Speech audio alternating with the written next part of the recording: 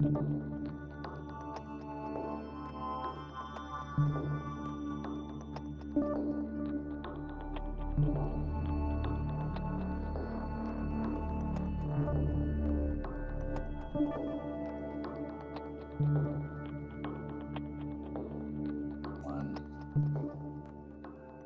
folks, I'm Coach Mike. This is the EMDEM Show, courtesy of EMDEM Canada Multimedia Group. I didn't check what episode this was, so it's something. It's 450 something out there. So sponsored by EMDEM Life Architects, where we build better bodies and create better lives. So Janice Taylor is supposed to be on the show here tonight. I haven't been able to get a hold of her, so she might pop in a little bit later as we go through the show. So I'm going to attempt, I'm not a professional by any stretch of the imagination talking about emotional fitness and mental capacity. So you're stuck with me here for a little while. If Janice pops in, that's going to be great, because I'd like to talk to her about emotional fitness, because she's worked with the 4 major sports groups from the NHL, the NFL, the NBA, and Major League Baseball. So that would be cool. And I'm going to attempt to give you the knowledge the limited knowledge I have from my experiences with emotional fitness and using this guy up here, and how the mental brain and the emotional fitness kind of work together. I wanted to ask her all this stuff because she's created some technologies around this, and she's done 30 plus years of research. So I apologize, folks. It's going to be me, Coach Mike, on here discussing emotional fitness, and we'll go through some of the topics that we were going to discuss. And hopefully Janice will pop in here later. Maybe I'll get a call and say she's here. If not, again, I apologize. She's not here, so you're stuck with me for a little while. So we were going to go emotional pain in athletes once they've retired from their sport. So I know emotions across the board in human beings, most people are not very good at expressing their emotions. Mostly men. Women are usually very good at expressing their emotions, but men have difficulty doing that. So why would men have difficulty expressing their emotions? Because maybe back in the day during the when men were like totally masculine, but that's all flipped now, and we won't get into that. But you're not allowed to cry, you're not allowed to express how you really feel, because then you're like showing weakness and all that kind of crap that goes on.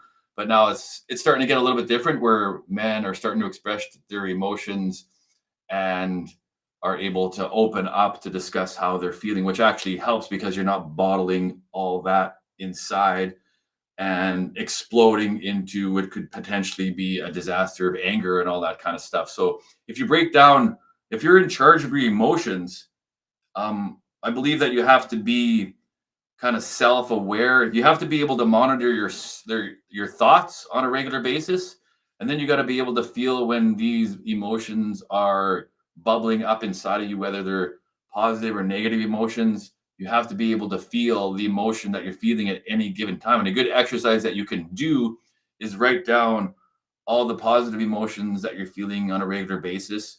Those would be positive emotions like happiness, joy, peace, prosperity, thanksgiving, forgiveness, love, all those types of things. Those are positive emotions, and that's where we want to be the majority of the time. Because if you're feeling like, yeah, you can conquer the world, because that's where you want to be, and then you're in a good state and you're happy and you got a smile on your face and you're like ready to take on whatever challenges that face the day. However, if you're in the negative emotional state, where you're feeling like you're droopy like this, and you're feeling scared, or you're feeling fearful, you're in a scarcity mentality, or you're feeling just down, you're feeling things aren't going your way, all those negative emotions, anger, jealousy, envy, all those negative emotions, those lead to stress and anxiety within your mind, your heart, mind, and soul, which leads to disease inside. Again, I'm not an expert, so I'm just speaking on what I've read and what I've experienced myself. And then some of these negative emotions are warning signals to us that things might not necessarily be going the way they're supposed to go, or a warning to get out of a certain situation, or a warning to leave an environment. These feelings that are like something bad's going to happen, or I don't feel safe here, or this isn't a good environment for me to be in. So the negative emotions, I believe, are here to serve us for whatever situation that we're in. And then I would like to talk to Janice on this, like how you channel the different positive and negative emotions into sport to enhance the play of your game. Because I played good when I was angry, but I was able to channel my anger because it heightens your emotions and it heightens your energy when you got angry when I played. If you can channel that anger for positive outcomes, even in life, when you get some people clean when they get angry. Some people will do a bunch of work when they get angry. Some people will go to the gym when they get angry. But you have to get rid of the anger somehow, or you just like some therapies I've seen where they have pillows and they hit each other with pillows or these big foam things because it's pent up energy. You got to get rid of it somehow, or you can go into a meditation and just like let it go. But and then you have to figure out where that anger comes from. Like, why are you feeling angry? What's triggering the anger? And if you can figure out the root cause of the anger within you, that's where you need to start. And then you have to pinpoint that, and then you have to figure out a way not only to solve that, but to let that anger go whenever it's hidden deep down into your being. Find out what is the cause of that anger.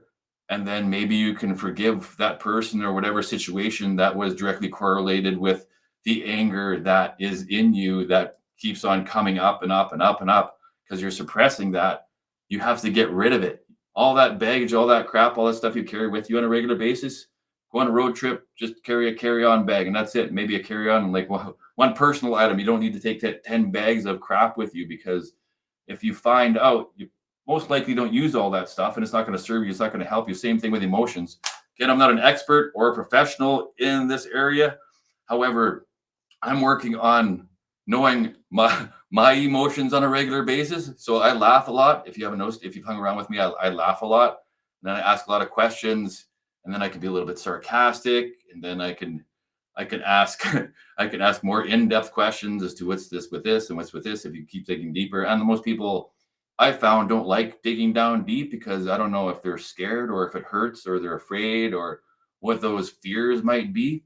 But if you ask people deeper questions, most people just love surface conversation because I have found in my experience that it gets a little bit too heavy if you start talking about the mental and emotional and spiritual and physical and the relationships and about the money and about the career and all this stuff. When you put it together, people have a hard time dealing with all that. But it's best if you do that, especially if you're in a relationship with husband, wife, girlfriend, boyfriend, your kids, your mom, your dad, your coworkers, your teammates. It's good to be able to discuss all the different attributes that are going on with whatever relationship you have with those people. Whether you're on a sports team, you have to be able to discuss how you feel and strategies and all that stuff. How are we going to win the baseball game or the basketball game or the hockey game?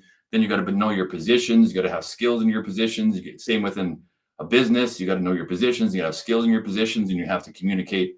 Communication on high and deep levels, that helps with everybody. If you're not communicating, then nobody knows how you feel. Nobody knows what to do. Nobody knows who's in charge. Nobody knows what's going to go on. So communication in association with your emotions and your mental capacity, plus the relationship within the people you're dealing with. I'm talking a little bit fast, so I better slow myself down. I'm aware of that, but I like to talk about a lot of information. So communication, emotions, and mental capacity, relationships. Then you got your career. Then you got the money that you have to worry about because everybody's worried about money. Nobody has enough money, but everyone wants more money, but they can't even use the money and invest the money and grow the money that they presently have. So God tells us that he'll give you a little bit. And then if you can take care of a little bit, he'll continue to give you more. And you can take care of that, he can continue to give you more. So if you can't take care of what you presently have right now and you get given a whole bunch more, it's going to be very difficult for you in my experience. So you got to be ready, which we're never really truly ready, but you have to prepare yourself to be able to take on more responsibility mentally, emotionally, spiritually, physically, financially, in your relationships, of course. And if you have a job or you have a career or you have business, if you get a bunch of stuff that you have to look after, you could be pulling your hair out and be overwhelmed. I was talking to a friend, won't say any names, the other day, and he wants to have a relationship, but as soon as he gets into the relationship, he pulls out because he's a little bit, I think he's a little bit scared. He's a little bit fearful. I don't know exactly why, but he can get into a good relationship that someone wanted to get in a relationship with him, but then he's like, he doesn't want it anymore. So again, when you're asking for something, whether it be a relationship or money or a career or whatever it may be, make sure that that's what you truly want, because emotionally and mentally and spiritually, you have to be able to like know yourself very well. Know yourself very well and what you truly want and what you can handle. And there's gonna be scary times, there's gonna be exciting times, there's gonna be times where you're gonna not be uncertain about what's going on. But then if you keep discussing, you keep exercising your emotions, you can express your emotions and do it in a civil manner, to be able to find a way to express your emotions, express how you feel, express what you're thinking to whatever person you're talking to. Again, whether it's your husband and wife, boyfriend, girlfriend, with your kids, with your mom, with your dad. Again, if you're in a business, your coworkers, your boss, if you're in a team, talk to your coaches, talk to your fellow players. You always have to communicate, whether you're communicating with silence, whether you're communicating with body language, whether you're communicating by speaking, or I don't have my phone here, texting, because people sometimes are afraid to be able to like actually communicate how they feel face to face, as opposed to like sitting behind a computer and texting and writing. It's very easy to sit behind a computer and text and write and text and write and text and write. But to sit face to face, human to human, I think that's going to be the competitive advantage going forward during this AI revolution that's going on right now. Because the majority of the people don't know how to sit there and talk to an actual human being in real reality. A deep conversation. I found that most people don't know how to do that, or they don't want to do that. I don't know why they don't want that. I think they're scared. I think most people are scared to talk about how they truly feel. I don't even know if they have the ability to express how they truly feel, because then they'd have to think about how they truly feel. And then that's where the emotional fitness comes in. I wish Janice was here to be able to explain that a little bit better. Because again, I'm not a professional or an expert on emotional fitness. However, you have emotions, everyone has emotions. And then if you know what triggers those emotions, whether they be positive emotions or whether they be negative emotions, what triggers those emotions, what triggers happiness in you, what triggers joy in you, what triggers love in you, what triggers excitement in you, what triggers adventure in you, what triggers like all those good things that you nurture, and then what triggers like the anger in you, what triggers the hurt in you, what triggers the sadness in you, what triggers the stress in you, what triggers the anxiety in you. If you know what those are, and then you can kind of alleviate the triggers, or you can kind of like, okay, why is that a trigger for me? Why does that make me sad? Why does that make me angry? And then you can attach something to that, and you know what it is, and then you can kind of like forgive it, let it go. Once you identify it, you know what it is. Okay, this is this. It's like, why am I getting angry at that? That makes no sense. It's like, that's kind of stupid. Why would I do that? And then when it keeps coming, you can dissolve it. And it's like, that doesn't make you angry anymore, because like, why would that? You identified it, you pinpointed it, and then it's like, oh, it's coming up, whatever, you let it go. And the more things you can do that with negative emotions, especially violence and anger and sadness, it's good to express sadness when you're feeling sad, to let it all out. And anger, you can't hold anger in, so you got to get it out somehow too. Again, you can use these negative emotions for positive outcomes as well, and they help you be able to figure out dangerous situations, or it's your internal warning signal. It's like, oh, something bad's going to be happening, I better get out of here. You get told by your intuition of what's going to be happening. Sometimes if you can feel, that's your intuition. Sometimes that's the Holy Spirit that's within you knowing that something isn't good, so you might not go to that specific location, you might not hang out with those specific people, or you might not go there. During 9/11, that might have happened to a lot of people, where they chose not to go into work today because something told them that they shouldn't go into work today. Those types of things, or they shouldn't go there because something bad's going to happen. And I think a lot of people have that intuition, but you have to be able to be still and be able to be quiet, in my experience, and shut off the chatterbox, which is your brain thinking about a million different things, to be able to be still, be able to be quiet, and then hear that still small voice that is the voice of reason that tells you what you should and should not do at certain points of times when you listen to it. If you're still enough to be able to like hear that and listen to that. What else have we got here? We're going to talk about her Wilson 4Q. I don't know too much about that. That's one of her companies. Emotional trauma with addictions. That would be a good one. The addictions. I know for addictions, there's food, There's alcohol, there is drugs, there's sex, there's gambling, and then there can be a positive addiction. You can be addicted to going to the gym. You could be addicted to like a whole bunch of things. So again, if you're in control of your mind and you're in control of your emotions, and then the addiction is the food and the alcohol or the drugs or the sex, is that controlling you, or are you in control of that? So if you're in control of your emotions, if you're in control of your mind, those things do not have control over you, because you can just say, no, I'm not going to take that. I'm not going to do that. We're not going to do this. And then, but I'd like to go a little bit deeper again with Janice on this. So how do people get into the addictions? First of all, they're kind of covering up their emotions with the addictions. Because in my experience, if you take something, it's a comfort, and then it makes you feel good for like a split second or a very short period of time. It makes you feel really good, but then it drops you down and makes you deeper and deeper depressed. Alcohol, booze, sex, drugs, gambling, because you're looking for that high. You're looking for, I think they call it the dopamine hit from what the drugs give you.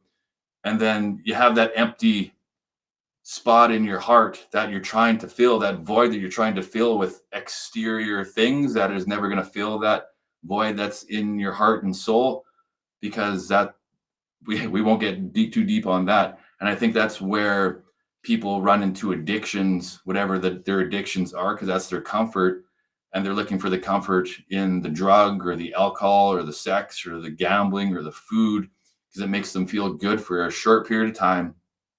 But that's never going to fill that emotional void that's always there with external stuff. You have to be able to, I believe the spirit fills that. God's spirit, if you invite God's spirit into you, that fills that void. That relationship with God fills that void. It has for me, but again, I'm still working on it. I'm not perfect, but it has for me. So I don't know about you guys out there.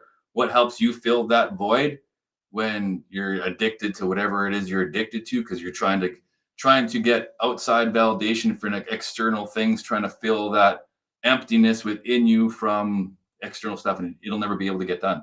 No matter how much money you make, you can make millions and millions and billions of dollars, you'll never feel personally fulfilled. And then more fulfillment upon that, to fill that void, go out and help people. Go help people that are less fortunate than you, because that makes you feel fulfilled, that you've actually contributed to society and humanity as a whole, as opposed to just looking after yourself. You have to look after yourself, granted, for sure, because you're number one. And then once you can look after yourself mentally, emotionally, spiritually, physically, financially, in your relationships, in your career, once you can look after all those things, which is very difficult to do, because depending on how deep you go on all those things, it's an ongoing process. But you have to look after, she talks about too, because I read her website, and I go over it too, the mental, emotional, spiritual, and physical, because that's your whole entire being. So your mental, here in your head, your programming from your subconscious mind, programming up here, and then your emotions, all the emotions, positive and negative. It's hot in here. It's hot in here. I'm sweating. So your emotions, positive and negative, all that stuff. You got to be in control of that. And then your spiritual life, whatever it is that you believe, your spiritual life that is out there, the creator, the universe, God, whatever you guys want to call it, your connection with that, the alignment, and then your physical body, by looking after your body, and that's nutrition, that's going to the gym, that's exercising, that's moving your body in certain ways to make yourself stronger, more flexible, in better shape, to be able to carry yourself. So you mix all those things together. Once you mix all those things together, programming your mind properly, having emotional fitness, was what she calls it, you're emotionally fit, mentally fit, spiritually fit, and physically fit. So Janice would give us a whole bunch of tools. I have some tools that I use on a regular basis, which I can share with you. I'm going to keep this short. So what I use to be able to program my mind is reading good books, listening to good music, listening to good audios, and watching good videos, and hanging out in good environments. That's what I use for this. And then good self-talk. Talk about what you want in your life. Talk about what you want. Put all your energy into the things that you want in your life. And then your self-talk and your thoughts, programming your brain with what you watch. So this is what I do on a regular basis every day. And then you just keep programming it in. And then that programs your subconscious mind. And then you watch the alignment and the synchronization that happens on a regular basis once you get to this point. And then your emotions, Your emotions, be in charge of your emotions. That's what emotional fitness is. When you feel an emotion coming up, negative or positive, okay, why is this emotion coming up? And then if you have someone to ask you deeper questions, okay, this is why it's coming up. This is why it's coming up. This is the trigger for that. And then again, find the forgiveness in it, find the root in it, find the answer in it, find the solution in it. Is it going to serve you? How is it going to serve you? That emotion, how is it going to serving you? Again, laughter is the best medicine. If you laugh and smile on a regular basis and you have good intentions, they've done it with water. If you play good music with glasses of water, or it doesn't have to be a glass of water, but with water, same with the molecules in your body and your whole entire physiology. If you're blessed, I'm gonna make holy water, by the way, so bless this water. If you're blessed as opposed to cursed, if you bless the water is gonna be better for you as opposed to cursing the water. And that's your language patterns and your self-talk. So listen to your language patterns and the strong words that you use on a regular basis, because that brings about what's going to be happening in your life on a regular basis. If you're a self-aware individual, that will help you. That will help you. It's helped me. It may or may not help you, but it has helped me. So yeah, programming your mind and then being in charge of your emotions, having fitness in your emotions, and then having your spiritual relationship with your creator. I'm a Bible guy and a Jesus guy. You can do it however you want. That's me. I do Bible. I do Jesus. That's my God, and it works for me. I love it. It's great. And so whatever works for you for your spiritual connection, that's another connection. And then your physical body. How do you put your physical body together? You can put your whole entire physical body once you put all these elements together as well. Look after your physical body, your skin, look after your nutrition planning, look after your exercises when you go to the gym, lifting weights. You don't necessarily have to go to the gym, but you can get some kind of weight training to get some muscle on that body so you're not weak. And then flexibility, you can do some stretching. A lot of people do yoga. There's a whole bunch of different stretching techniques, and you got breathing techniques. The number one thing we can't live without of here on planet Earth is oxygen. So we have to learn how to breathe through your nose and out through your mouth. And then when you're sleeping, a lot of reason why people can't sleep is they breathe through their mouth. But we're meant to breathe through our nose when we sleep and keep our mouths shut. And that's why we have some of the hairs in our nose, because that's a filtering system within our nose, and we breathe through our nose when we sleep. But if you're breathing through your mouth, it's not the best way to go about doing it.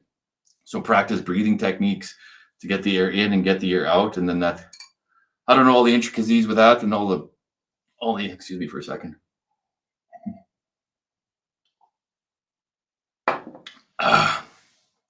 And that helps.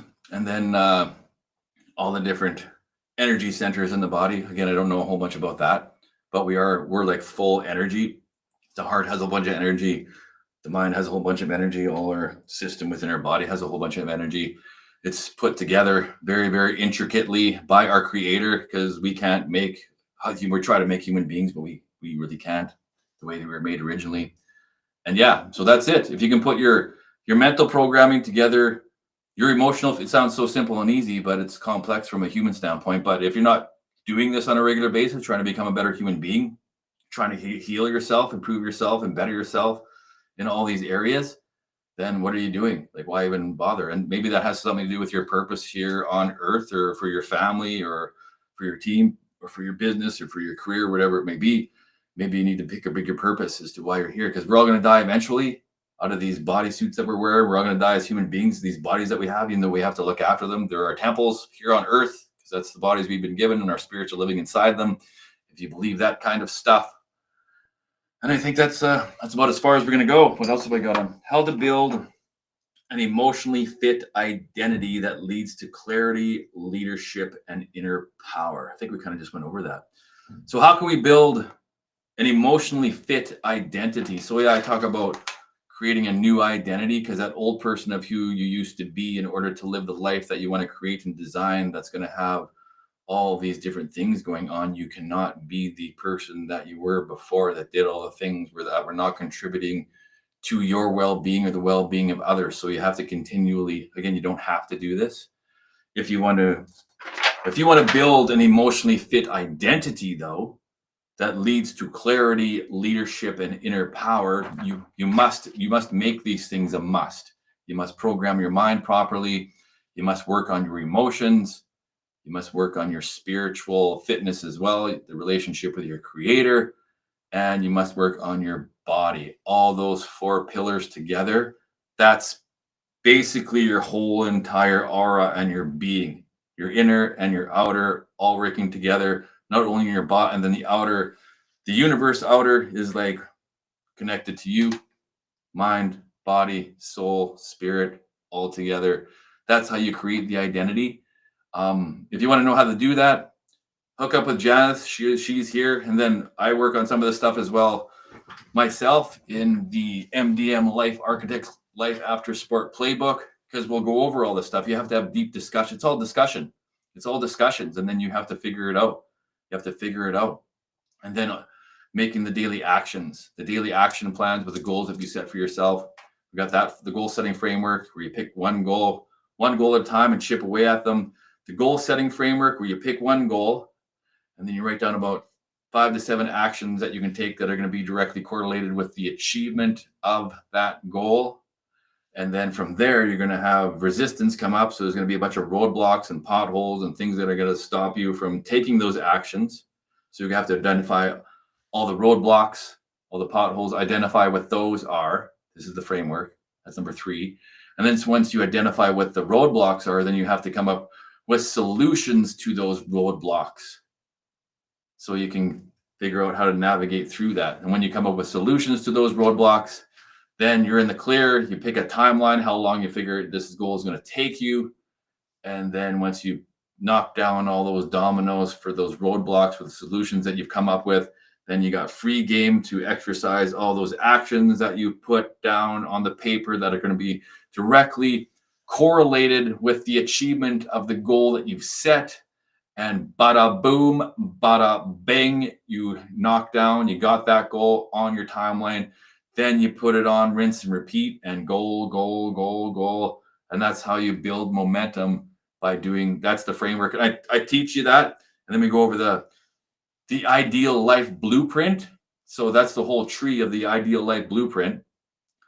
And your ideal life in a year from now, 5 years from now, 20 years from now, we pick one that suits wherever you want to go, that suits you. If you want to pick it from a year from now or 5 years from now, it's good to start with a year because that's a little bit closer to where you're at. And you have to figure out from your ideal life blueprint where you're going, where you're driving your bus to. You have to figure out your present location. So then you have to do the life blueprint of who you are right now, mentally, emotionally, spiritually, physically, in your relationships, in your finances, in your career, in your business, in your education, in your fill in the blank. And then we draw all that up from the action plan framework and we get you from point A to point B in as quickly as possible. And that's it, over and over and over again. All the major things of life, and then life becomes more fun. If once you start doing this stuff, it's like so good. We're almost about half an hour in, and we're gonna have to talk to Janice and see if we can get her back here again, maybe next week. I love you guys. May God bless you guys. And I'm Coach Mike. This is the MDM Show, sponsored by. I love doing my own commercial. Doing my own commercial. This is the MDM Show, hosted by Coach Mike, and then MDM Life Architects with a Life After Sport Playbook. Again, done by Coach Mike, which is MDM, which is me, Mike. And that's my own commercial, putting it all together with a Life After Sport Playbook, dealing with retired athletes putting your lives together from, we have to figure out where you are right now and then what life you want to live. So it's like taking a road trip. And then you want to get to your destination, but you're here right now. So that's the result you're looking to get, because we have to provide a result for you, because that's what you're truly after, is that result. You don't want the coaching. You don't want to really talk to me. You just want me to provide you the result here on a silver platter.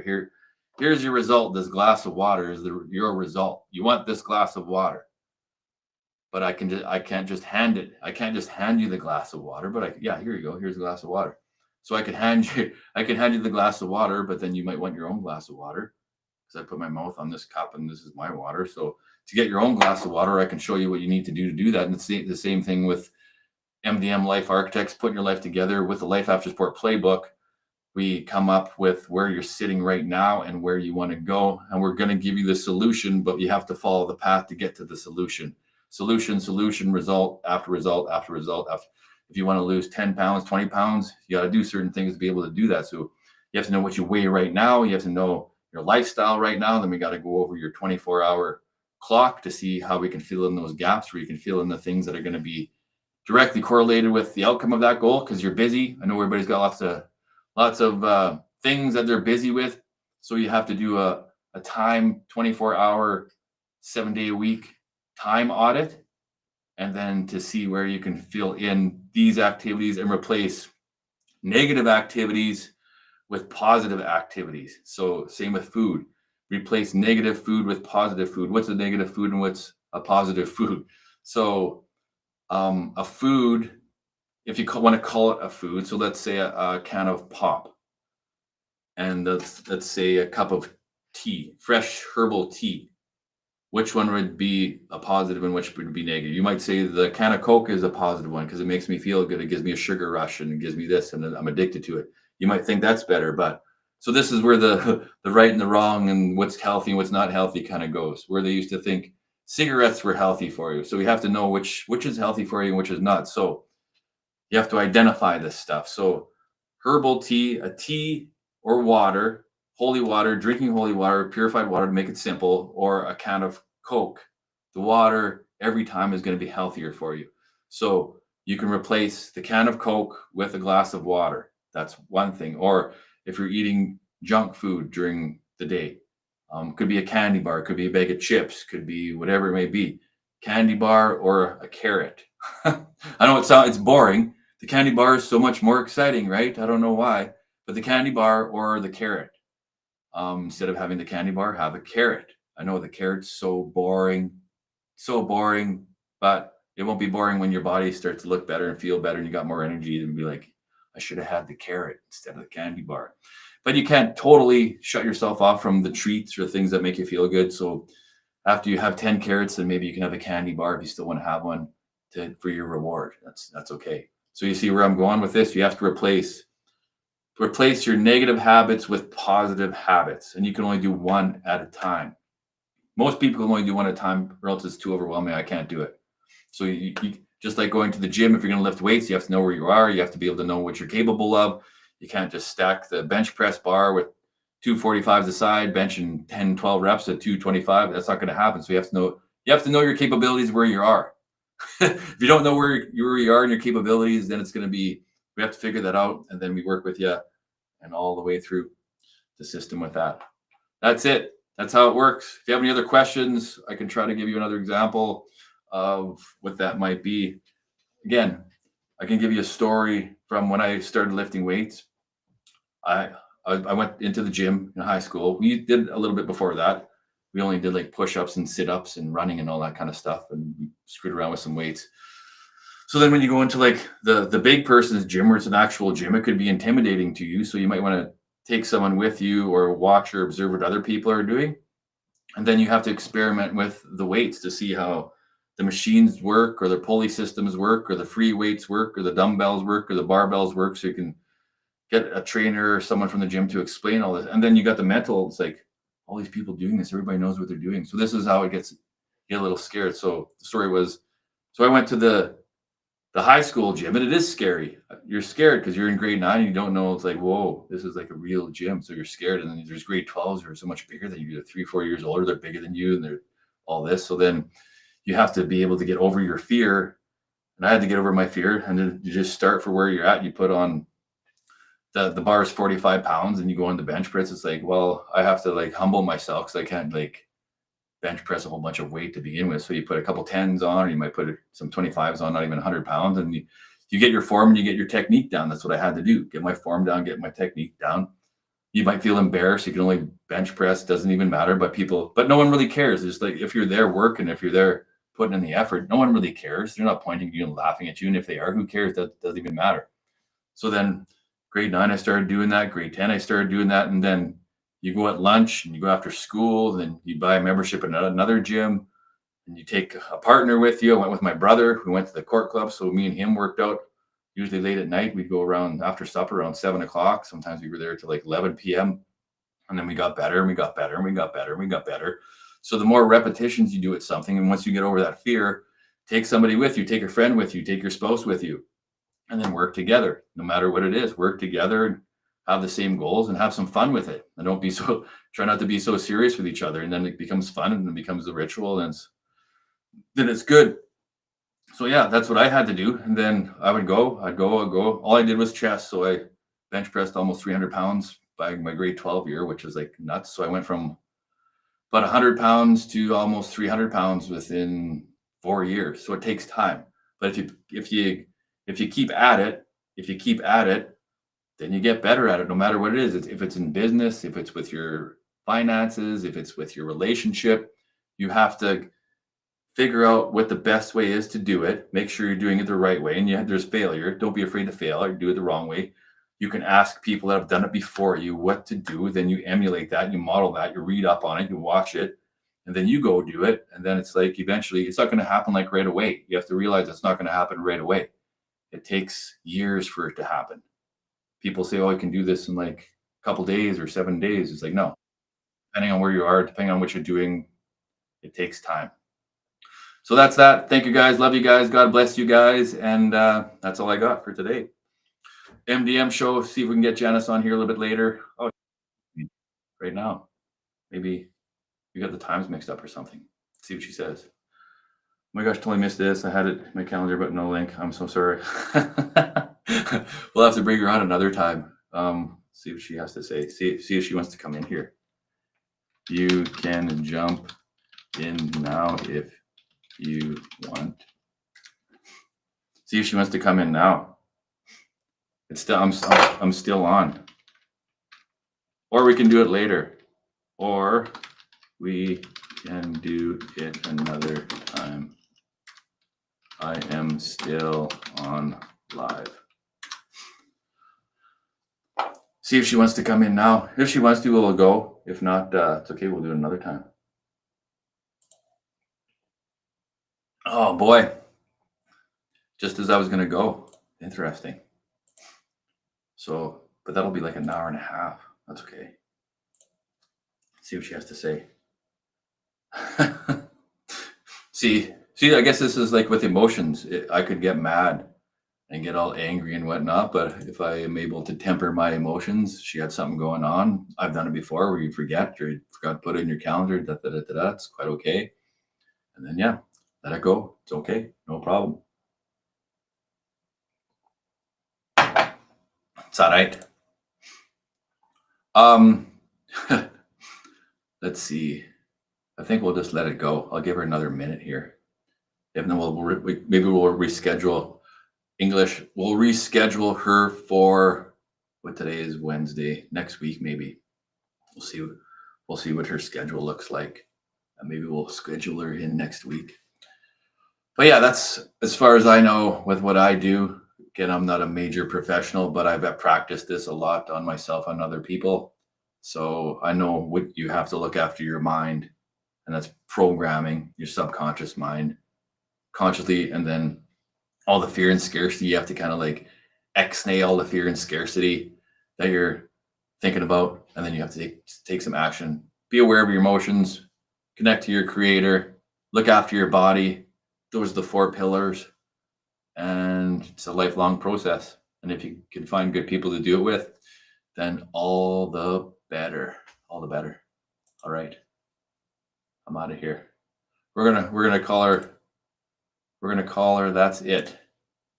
So love you guys.